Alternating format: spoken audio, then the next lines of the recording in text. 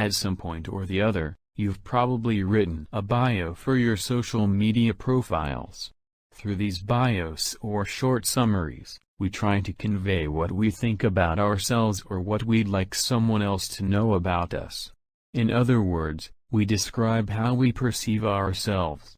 This perception of self constitutes our self-concept. Mabuhay. Today's lesson is focused on self-concept, which is the first lesson under Module 1 entitled Self-Development. To guide our discussion, here are the most essential learning competencies set by the Department of Education. 1. Explain that knowing oneself can make a person accept his or her strengths and limitations and dealing with others better. 2. Share his or her unique characteristics, habits, and experiences. Having enumerated the most essential learning competencies, I would like to present to you the following guide questions. These guide questions will help you to focus on the essential concepts that you need to learn about this lesson. 1. What is self-concept? 2. How can a person achieve self-actualization? The most essential learning competencies and the guide questions were already presented to you. We are now ready to discuss our lesson on self-concept. In this lesson, we are going to talk about the meaning of self-concept, the formation of self-concept, the components of self-concept, and self-actualization. Self-concept is the image or the idea we have about ourselves. It can be thought of as our perception of our abilities, behaviors and characteristics. It helps us draw a mental picture of who we are physically, socially and emotionally. We form and develop our self-concept over time. It is shaped and influenced by our knowledge and interactions with our immediate environment. The formation of self-concept begins during early childhood. It continues to develop and evolve throughout our life.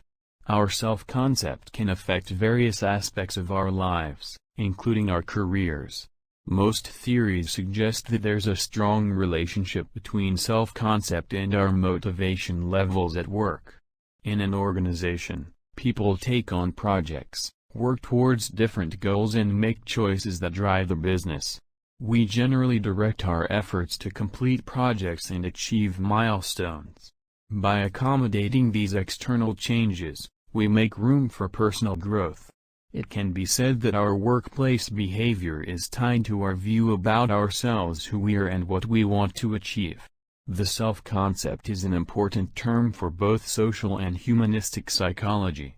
The development of a concept of self has two aspects: existential self and categorical self. The existential self is the most basic part of the self-scheme or self-concept, the sense of being separate and distinct from others and the awareness of the constancy of the self.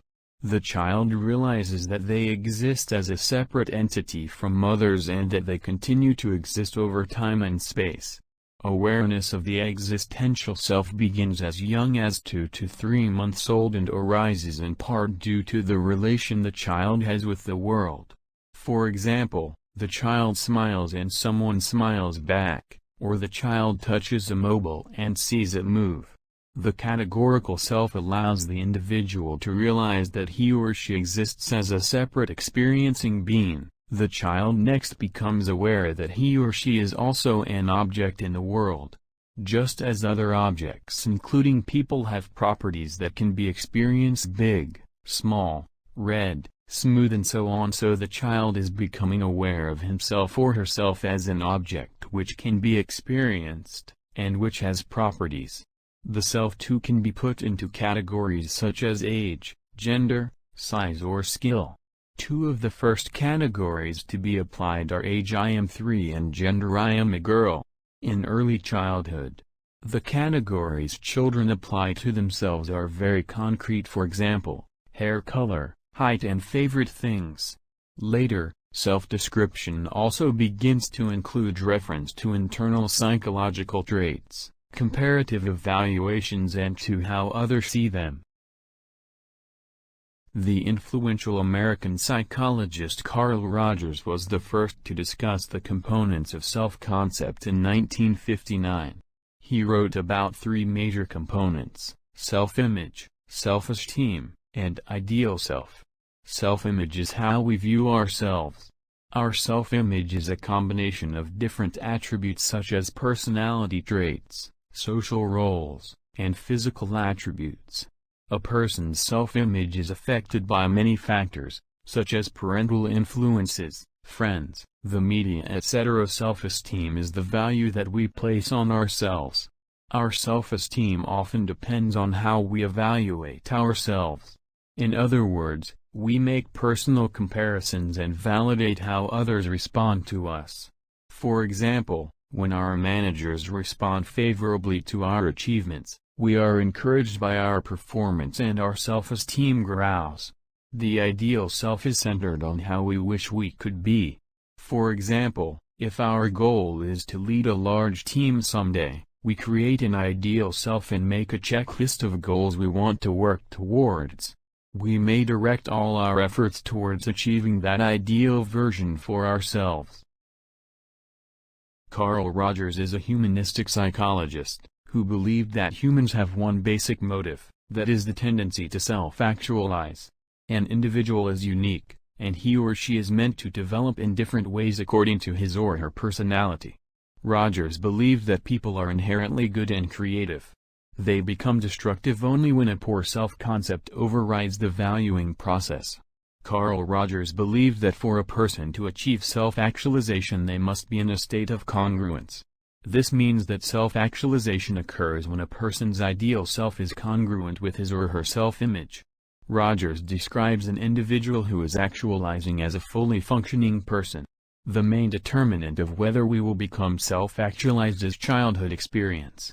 In many ways, Rogers regarded the fully functioning person as an ideal and one that people do not ultimately achieve because it is a process of always becoming and changing. Rogers identified 5 characteristics of the fully functioning person. 1. Open to experience. An individual accepts both positive and negative emotions. Positive feelings are celebrated and negative feelings are worked through. 2. Existential living. The individual is in touch with different experiences as they occur in life, avoiding prejudging and preconceptions. Being able to live for the moment. 3. Trust feelings.